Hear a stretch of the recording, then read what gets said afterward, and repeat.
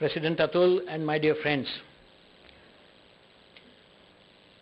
about 2 months ago when Ganesh mooted this idea that I should be speaking to this club on life after death, I first presumed that he meant probably life after death in Rotary, because I left Rotary 5 years ago. So I clarified things with him and he said, no, it's not that death we are talking about. We are talking about the real death. Then I started thinking to myself, why is Nagpur Club calling me to speak on a subject on which I have absolutely no experience? And then I realized that probably nobody in the audience will also have any experience on this, so that calmed me a little bit. But the second and the most important thing why I accepted this assignment was that I suddenly remembered that I was a past district governor. And I have full rights to talk on something about which I may be knowing very little. That's the hallmark of past governors. There are many sitting here. And so then I accepted this assignment. I told Ganesh, I said, okay, I'll come. So my friends, for the next 35 to 40 minutes, we are going to enter into a realm of speculation. You know, where things at best are opaque, and at their worst are even more opaque.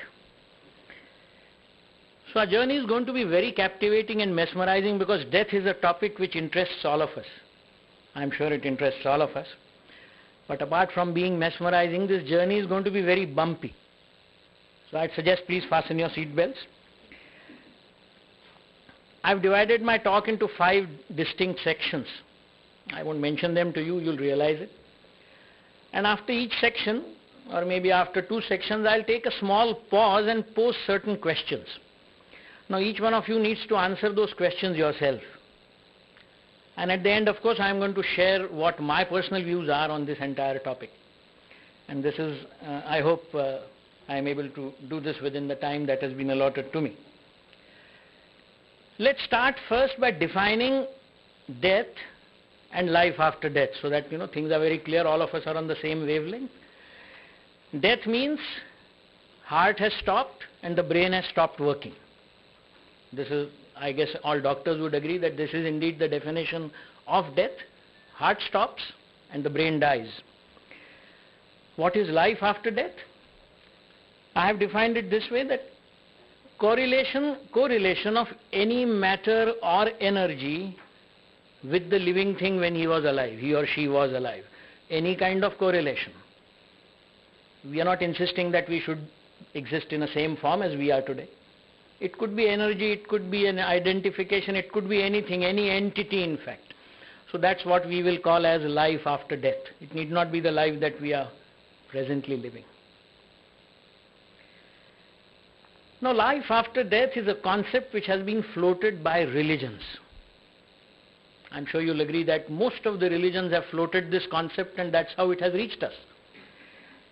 So let's enter the realm of religions first, because this is where the concept has originated. Now I must share with you, religious texts are so magnetic. I mean, they're so magnetic and mesmerizing that they'll make J.K. Rowling and Harry Potter appear as kindergarten stuff. I mean, you read religious texts, and if you understand them and if you follow those stories, and this is true of all religions, that's all that that's all that you'll continue doing. So mesmerizing are these stories. They're hypnotizing, if that's another word I would like to use. All the religions are very unanimous on one concept, which is what I'm going to start this talk on, and that is a soul. All religions almost are unanimous that all of us have a soul inside us. They don't define it very much, but they vaguely say that when your body dies, this is an entity which escapes. Something like that. So let's start off with this definition that all of them agree that all of us have a soul. Now let me share with you some experiments which were done as old as 1901. This matter of death and soul has been engaging not only Rotarians and you and me, but almost everyone who's lived on this earth.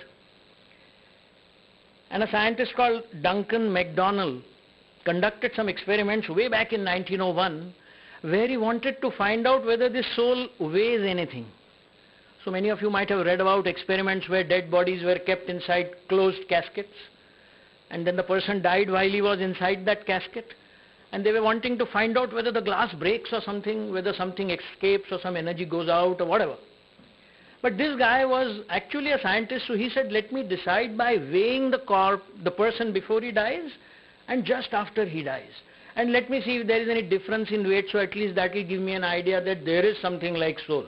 We are not able to see it, but might be there is something like it. Now he conducted various experiments and came out with a weighted average weight of a soul, and that was 21 grams. Now why I am telling this to you is, 21 grams is not very heavy. Now, Sati, we are 70 kgs, so 21 grams kya cheez hai usme? The moment you publish any such study, there are all kinds of guys who will pounce upon it, mainly scientists. They wanted to either prove or disprove this theory. And a series of experiments were conducted beyond 1901, and the conclusion of all the studies was that this was a totally invalid study. That the methodology that was followed to weigh the soul, or the weighing instruments in 1901, probably the accuracy of the instruments was not good enough, to notice a difference of 21 grams and things like that. Maybe that could have been the reason. But let me tell you that this study was completely invalidated. So those of you, I still keep meeting people who tell me कि अरे ऐसी एक study हुई थी और उसमें तो निकाला था उसने कि 21 ग्राम वजन है, पता नहीं कहाँ से वो पढ़ लेते हैं ये study.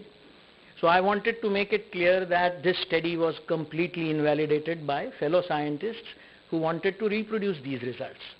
So I'm just mentioning it to you. Let's talk of Hinduism.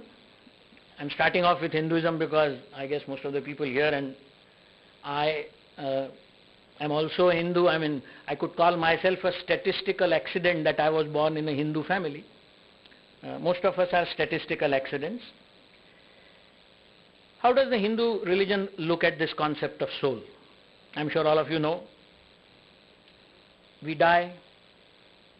Our soul is taken to Yama. Yama is the god of death. There is a long dark tunnel through which this soul travels. I'm quoting to you from authentic Hindu texts. Most of you may not be authentic Hindus. So this might appear something bizarre to you, but let me tell you that my sources are impeccable. The soul travels to a long dark, in fact that is the reason why most of you must have realized that when there is a death in a Hindu family and after the body is carried for cremation, you have a small earthen lamp lit there. एक छोटा सा दिया अपन वहाँ रखते हैं और उसका main purpose ये रहा है कि जब ये सोल उस अंधेरे से जाएगा तो उसको दिखने के लिए ये light चाहिए. This was the reason, and we continue doing it even now. So you pass through that long dark tunnel with the help of that oil lamp which has been lit by your relatives.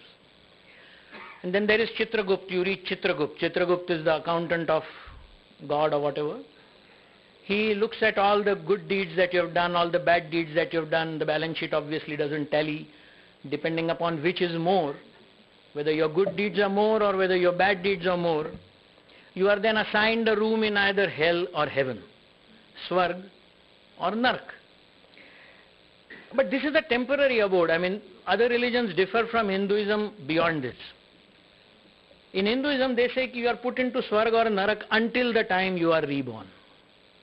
So Hinduism lays a lot of stress on rebirth. So in fact, all of us must have been reborn from something that we were in our previous birth. So the basic concept of life after death in Hinduism is that there is an afterlife, that means the life after death, and there is a before life.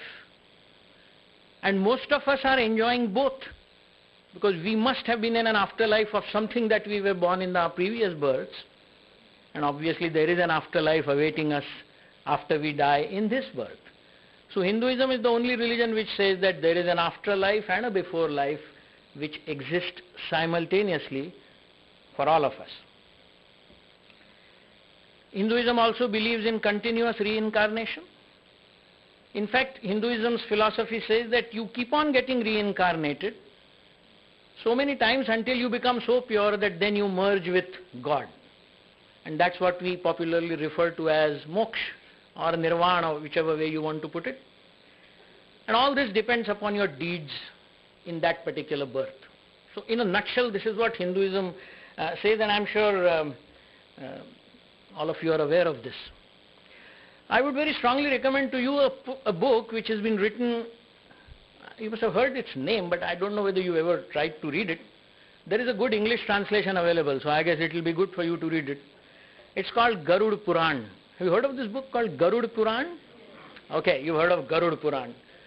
This is actually a Puran which Lord Vishnu is supposed to be conversing with his Garud.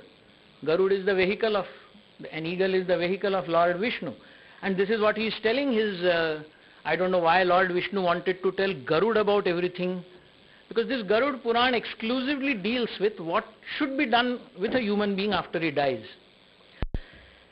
It's a phenomenal book. I don't claim to have read all of it. But it has 16 chapters. It is no less than a textbook. It takes care of every small thing that you are supposed to do after a person dies. Actually, its realm of occupation, it is relevant only to that portion, beyond your death. It specifies immediately after death what should be done on the first day, what should be done on the 12th day, 13th day, 14th day, and things like that, neatly written out. When I saw that structure of this Garud Puran, it will put any ISO manual to shame. Most of you have seen ISO manuals. In your companies, you write down everything in great detail about what you need to do, and then you do according to what you've written. And that's what this Garud Puran says. But it's completely, it deals with funeral and what happens thereafter. Now this, I read the initial chapter. It's very interesting. Right in the beginning it chides you, saying that, oh, you person who's reading this Garud Puran, why are you trying to seek knowledge which is already existing inside you? That's the kind of theme with which it starts. It has used this thing कि बकरी तो तुम्हारे बगल में है, पर झांक रहे हो कुएं में, उसको खोजने के लिए. So the entire truth is residing within you, but you are still going hither and thither to search the truth. That is the kind of as an interesting, obviously I can't give you a summary of Garud Puran here, because none of you will need it so soon. But I have brought some interesting sidelights of Garud Puran for you, which you might not have read. There is an interesting chapter in Garud Puran which says who will become ghosts after death. There are 16 situations described about who will become a ghost, जिसको हम कहते हैं भूत. Let me read them out to you. It starts off with saying any person who doesn't treat his parents well, any person who doesn't treat his wife well. I checked up and down, it didn't talk anything about any woman who doesn't treat her husband well. So obviously Garud Puran has been written by a male. Or anyone who commits suicide is sure to become a ghost. Anyone who gets cholera, I'll quickly read out this list. Cholera. Probably when Garud Puran was written, cholera was a killer. Yeah. Like if somebody writes Garud Puran in the last 10 years, they might include polio, but then anybody who's burnt alive, anybody who's killed by robbers, anyone who's not cremated, anyone on whose body no sacred rites have been done after death, anyone who dies by falling from a mountain. Very specific, it doesn't leave, it's very specific. Anyone who forgets that Vishnu is the Lord of this world, anyone who kills a Brahmin, anyone who kills a cow, anyone who enjoys another's wife, becomes a ghost. It might be an acceptable cost to some I don't know, but it could be an acceptable cost, but it specifically mentions this. And then the last two are particularly interesting, which I wanted to share, especially in a Rotary club. Anyone who drinks liquor. So Atul, you're going to have a Rotary club of Nagpur in either heaven or hell, I don't know. maybe it will, yeah, wherein you could imagine this a group of, because I'm sure there's no one here who has not drunk except probably me. So this is a meeting of ghosts presided by a ghost. It could turn out that way. The last one is actually a giveaway. It says anyone who allows people in the lowest caste, Shudras, to bring any material to carry out a home. Home is jo home havan apan karte hain. Matlab, even in this Garud Puran, there is a very strict caste control. If a Shudra brings a twig or a ghee ka chammach or whatever to be put into that home, then the guy who's doing the home will become a ghost after death. So I'm sure next time onwards, please ask only Brahmins to bring that ghee and whatever. Okay, I'm going to take a small pause here. We've seen what the major religion in India, Hinduism, has to say about life after death. Now there are certain questions which I think we must ask ourselves hereafter. There is a very popular theory I see people discussing amongst each other ki if you die with some unfulfilled wishes, then you are likely to become a ghost. अतृप्त आत्मा वाली theory जिसको कहते हैं हम कि भाई प्रकाश शेष चले गए गवर्नर बनने से पहले ही, तो वो अतृप्त आत्मा घूम रहा है, वो दूसरों को गवर्नर नहीं बनने देगा. यहाँ तो जिंदे ही लोग दूसरों को गवर्नर नहीं बनने देते, वो बात अलग है. पर इस थियरी के मुताबिक अतृप्त आत्माएं भूत बन के मंडराती हैं. Now according to me this is not possible. Why? Main reason is because let's say when Prakash Shesh dies and he has this unfulfilled wish of wanting to become a governor. Now when we die, obviously my brain dies. When my brain dies, all information stored in my brain is destroyed. Even if there is a soul, suppose there is a soul, let's presume that in order to become a ghost you need to have a soul. So let's presume there is an Atma. How will that Atma remember that I am the Atma of Prakash Shesh and that I stay in Ramdas Pet and it was Sati Kanna who didn't allow me to become the governor, so I must go and trouble him? How will that Atma remember? Because everything, all information that was stored is in the brain which has died. It's like expecting a hard disk of a computer which has been completely destroyed to remember the software which existed in that hard disk before it was destroyed. So according to me, this theory doesn't sound interesting to me at all, because conceptually itself there is something wrong. Unless you prove that this Atma also contains an element of memory which says that okay, this is the Atma of Prakash Shesh and things like that, which I am sure none of these texts say. The second question, on the basis of whatever I have told you, which strikes me as bizarre, is that if we are nearer to moksha after every death, let's say if you are going to have 84, जैसे कहते हैं ना 84 बार आप पुनर्जन्म होंगे, कब होगा आपका, उसके बाद आपको मोक्ष मिल सकता है. और मोक्ष इज योर अल्टीमेट ऑब्जेक्टिव, कि मोक्ष मिलने के बाद भाई अब मुझे इस पुनर्जन्म के चक्कर से छुटकारा मिल गया. This is the type of theory Hinduism propagates. What I am saying is that if you are therefore nearer to a moksha every time you die, why is death a matter of bereavement then? Actually it's a matter of celebration, because you are coming nearer to that stage where you will get final mukti. But that's not how we look at death. In fact, we look at death as something very, very, it could be painful. I'm not saying it could be painful. But actually it should be looked at as a form of a good thing that is happening, because you are that much closer. Like on a Friday you feel much better because you are that much closer to a Sunday. So here also, if you are that much nearer to your complete moksha, why shouldn't this be treated basically as a matter of celebration? But it is not treated as a celebration at all. Another question which strikes me is that in this Punarjanma ka chakkar, it is said that you will take the birth of an entity based on your karmas of the previous birth. So suppose I lead a very bad life. I drink liquor, I join Rotary. No, I'm just joking, don't worry. And suppose they decide that he's not lived a good life in this janam of his, and then someone up there decides that in his next birth he's going to be a dog, let's say. Instead of a DG, you put an O in between. So, क्या कर सकते हैं भाई, कर्म अच्छे नहीं थे तुम्हारे हिस्सा, तो अब तुम डीजी की जगह डॉग बन गए. अभी the problem is that suppose as a dog I want to regain human birth in the next rebirth, why am I always destined? Even murderers are given life imprisonment, which means about 14 years. They are given a chance to rectify their deeds. So suppose I become a dog and I now want to become a human again in one of my subsequent births, then what am I supposed to do? Correct. Well, not necessarily a DG. कुत्ते का धर्म क्या होता है?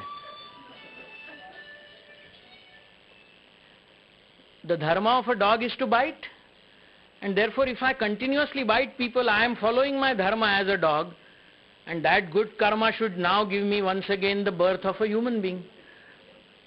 Nowhere in the literature is it mentioned as to if I once change my form from a human being to something else, how do I get back to becoming a human being? Because being a human being is still considered to be the highest form of existence. Mainly because a human being has written all this. So what else can he say? He has to put himself at the highest pedestal. And another question the last question in this pause.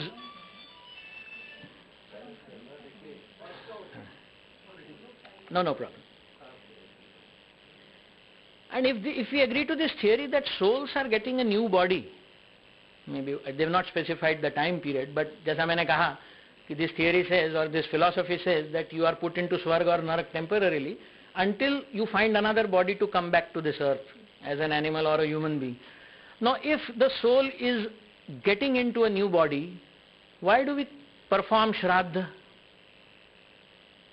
In Hindu philosophy, Shraddha is suggested as something to propitiate those souls, to look after them or to maybe feed them or do whatever, to remember them in some manner.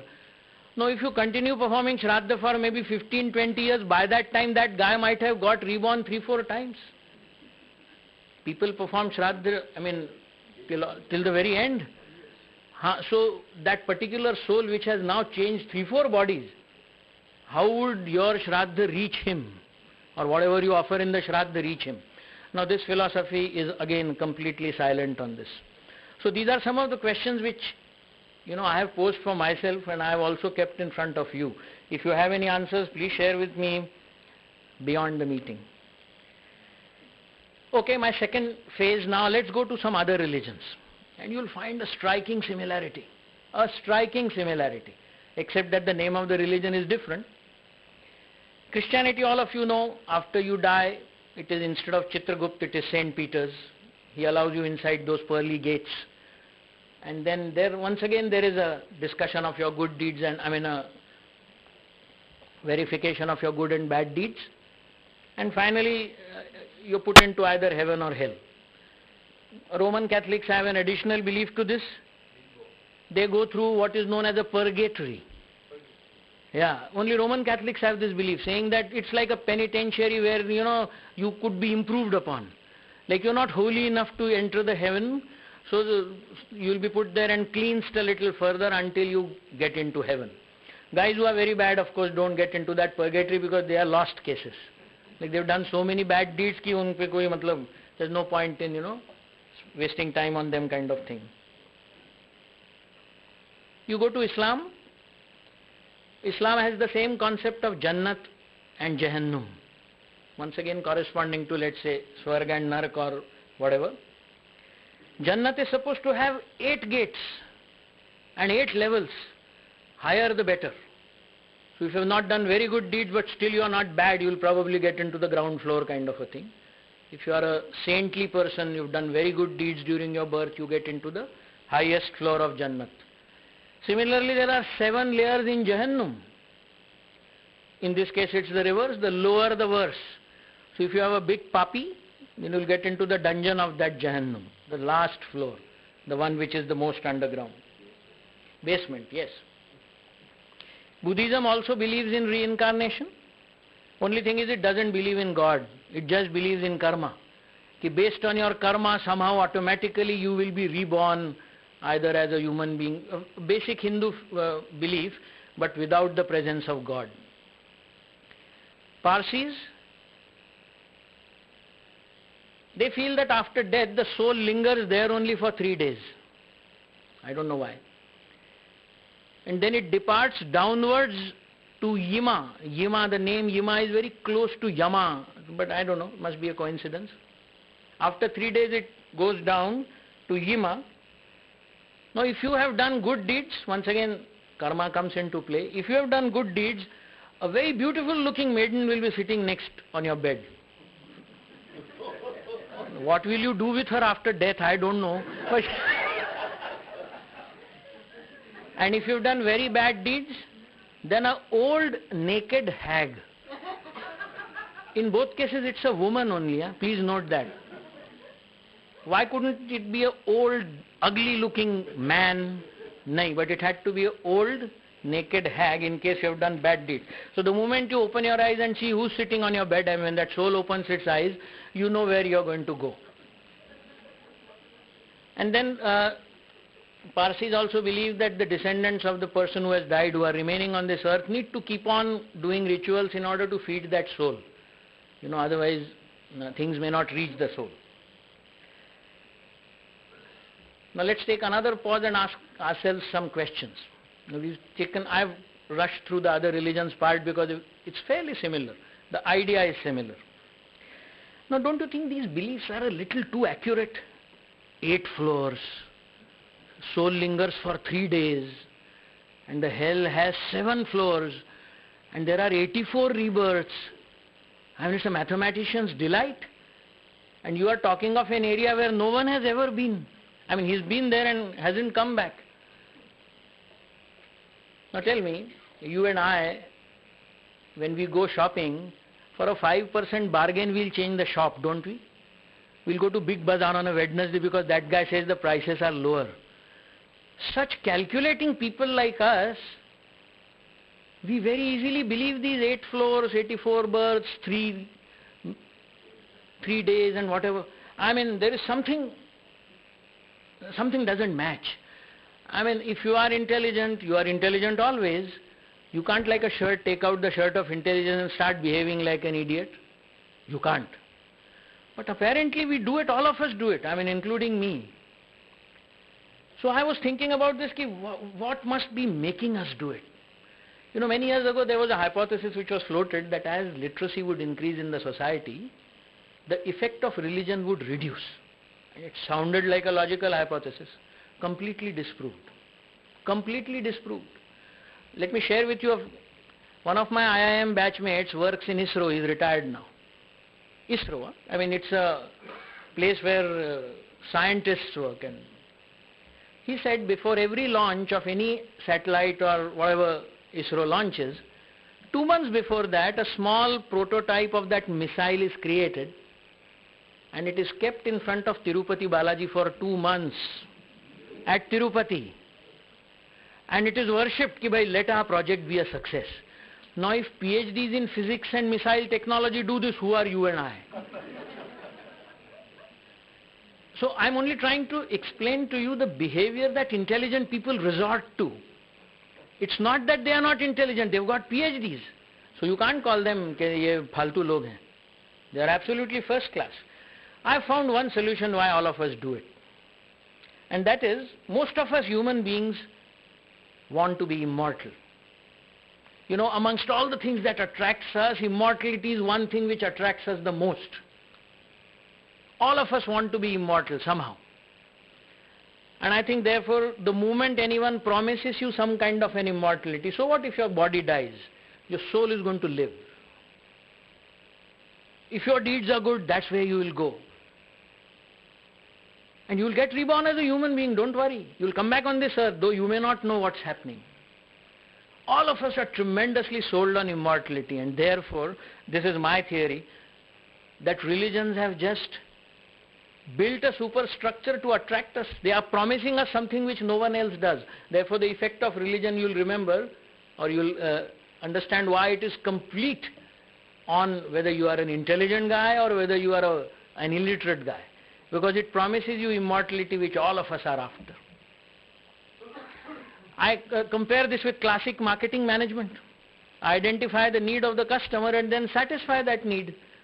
So religions found that there is a huge need existing in the society for becoming immortal. And they brought into, I wouldn't use the word market, but they brought out a product which promised this to everyone. And that's why we said, we have all these things. जैसा अभी इन्होंने कुंभ के बारे में बताया. Somebody completely washed away his sins by going there. Oh, you did it, okay. You were a past president, so there must have been a lot of sins, I'm sure. Okay. You can aspire for governorship now. Actually, this was a Mahakumbh, so all the governors and RI presidents should have gone there instead of just presidents. You've seen many ads which we see on television. Why do you think Hindustan Lever uses Aishwarya Rai and all the leading heroines to market their Lux soap? Because they're basically satisfying the need of all women in India or everywhere else to look like Aishwarya Rai. They somehow create that perception in her mind that if you take a bath with a Lux soap, you'll start looking like Aishwarya Rai and not what you are presently looking. Now we know it's patently false, but we still fall for it. Don't we fall for it? तो यहाँ तो आपके अमर होने की बात हो रही है, तो ये तो बड़ों को बड़ा लुभाता है. इसीलिए मेरे ख्याल से religion has such tremendous and complete hold on your mind. Though if you discuss all these things dispassionately, you might wonder कि ये मैं क्यों इस पे विश्वास रख रहा हूँ, पर फिर भी मैं छोड़ूंगा नहीं इसको. इस टाइप का जो हमारा behavior है, this behavior can be explained only by this. It sort of robs death of its terror. You are going to stay beyond this also. So don't be afraid of death. You're going to get into a soul and this and that. And the last question of this pause that I want to pose before you is, why are there no rebirth cases ever reported from Islam? All the rebirth cases that have ever been investigated and reported in this whole world, because Islam doesn't believe in rebirth. So doesn't it speak of the programming that has been done right from childhood? Hindus were programmed to believe that you are going to get reborn. Muslims were programmed to believe that you are not going to get reborn. And there are the results. And in Islam there are no rebirths. Whatever cases there are of rebirths are primarily in Hindus. 25 years of research in parapsychology by a scientist called Susan Blackmore has concluded that there is absolutely no empirical evidence for afterlife. We may still continue to believe it, but there is absolutely no evidence for afterlife. This is what that scientific study says. Okay, let me quickly shift to the other three sections that I am wanting to share with you. The third section is near-death experiences. I'm sure you must have read about them. I'm sure you must have heard about them. There was a nurse called Penny Sarton. Penny Sarton, S-A-R-T-O-N. She was a nurse for about 12 years in Wales, that means in Great Britain, in an ICU. So she had seen many deaths. And she wrote out a paper which was ultimately sent to a medical journal because they thought it was important enough. And what did that paper say? She said that I was surprised by the number of near-death experiences that people recounted when clinically they were dead, but they were revived once again after 3-4 minutes. Now there were many cases, because she was an ICU nurse, she must have come across many such cases. So she said there were many cases where people died and then the doctors revived, and after 3-4 minutes they were back into life. And he said not all, but many of them noted down certain experiences that they had. There is a common theme of those experiences. Most of them, and this is documented research, so this is not like, this is a fairly well documented research. It says most of them most of them said that they got out of their body and they could see their own body lying there on the stretcher or on the operation table or whatever. And after that, because they rose up like that and then they saw that body, their own body, all of them claimed to have seen a bright light. And they were about to follow that bright light when they again jolted back to consciousness. That is when that revival technique of the doctor must have brought them back to life.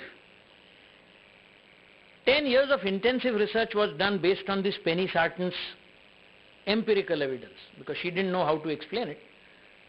And 10 years of research says that near-death experiences are real. There is nothing fake about near-death experiences. But doctors and psychologists have explained these two in a manner, once again, not connected to afterlife. And I think even I understood that explanation. So they said our brain produces many hallucinations. Brain is known to produce many hallucinations. And normally there is a time gap between the clinical death, that means from the time your heart stops working till the time your brain stops working. So if your heart stops just now for the next 2-3 minutes or maybe 4 minutes, whatever, the brain is still active. So the brain can still conjure up images though you are clinically dead. So they said near-death experiences are explained by doctors mainly because of this time gap between your heart stopping and the brain dying. And therefore they are real, but they are not true.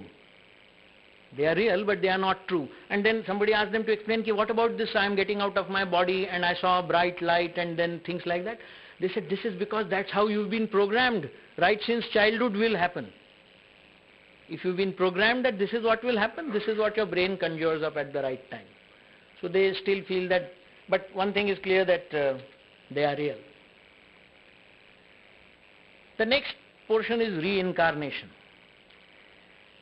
There is a psychiatrist called Ian Stevenson who's almost devoted his entire life, he's dead now.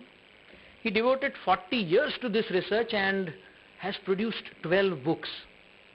Some of you, if you are interested, just go to Google and put Ian Stevenson plus reincarnation, and they'll give you 10 or 12 book titles. The two most famous book titles are Where Reincarnation and Biology Intersect. This is one book, and the second title is 20 Suggestive Cases of Reincarnation. This person has done extensive research about wherever reincarnation cases were detected. He went there, spent time, he found out what that child or that person was saying, went back and investigated whether such a person really existed so many years ago, and he came to a conclusion. His own conclusion was that there is something to reincarnation.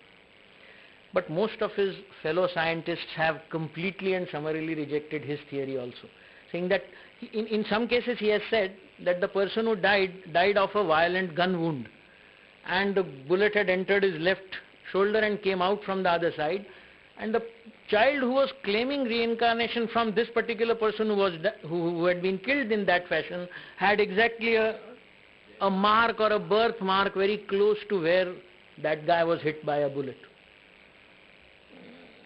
Once again, extensive research which was done to either substantiate this or falsify this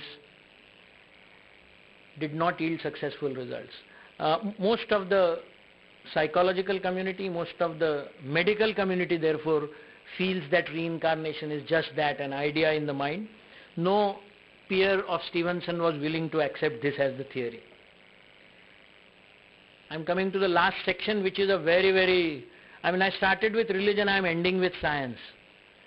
There are great scientists and psychiatrists who believe that there is an afterlife. So I thought my talk would be insufficient if I don't quote those cases also to you. I'm sure you've heard of this concept of past life regression, where people are taken into their previous lives under hypnotism, and then they remember what they were in their previous lives. And the person who's most famous for this is a person called Dr. Brian Weiss, and his credentials are phenomenal.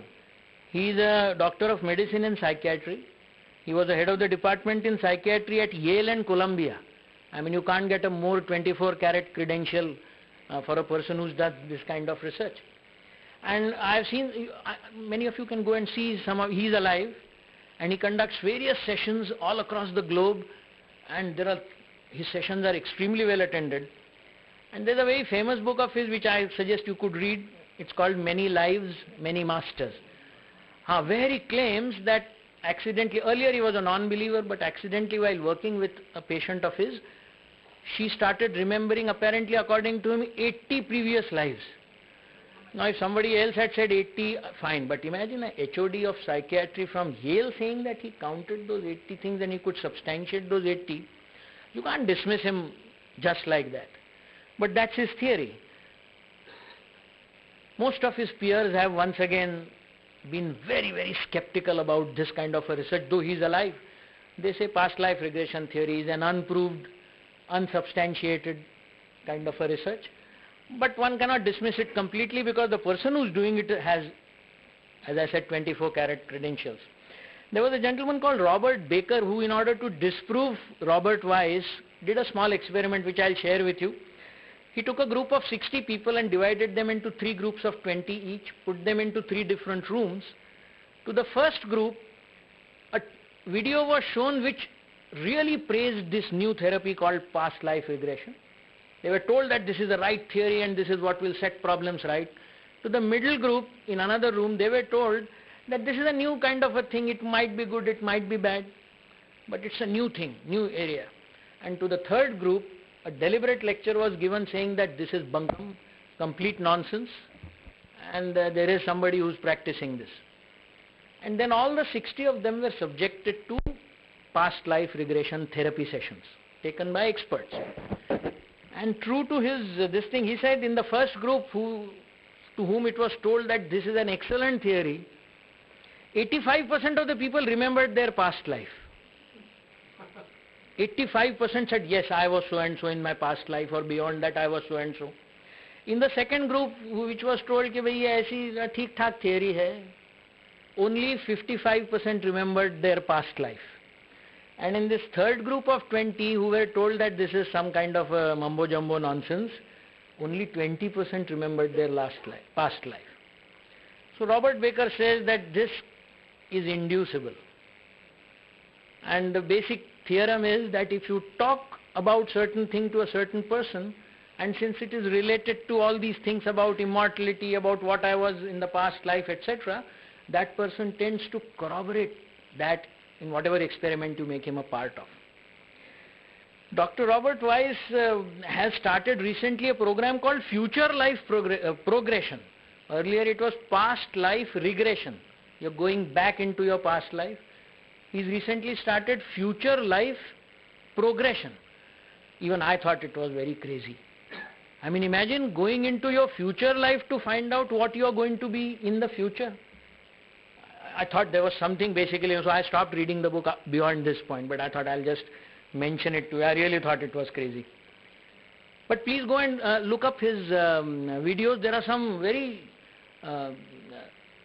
what shall I say, very learned looking videos where, questions are asked to him, where does the soul go, Dr. Weiss? And Dr. Weiss answers saying that the soul goes to a particular frequency with which it is comfortable. I find it difficult to understand that statement. Some of you might, wherever it is comfortable. I mean, how does the soul have any feeling anymore? I mean, does the soul like air conditioning? I mean, what does it like? And then it says all souls are recuperated before they are reborn. So some of his statements appeared very close to what Hinduism says, but very bizarre to me. But I'm not stopping you from going and seeing those. They are very, very popular YouTubes available, videos available, small 7-8 minute videos. Please go and look at them. I've come to the end of whatever I wanted to share with you. I'm now going to tell you the final 4 things which I feel, because ultimately each one of us has to come to our own thinking on this subject. As I said, my experience is the same as yours, which is zero in this field of life after death. I read this somewhere. This guy said that before I got married, I had 6 theories about how to raise children. After marriage, I have 6 children and no theories. I mean, I'm standing on such a, philosophical.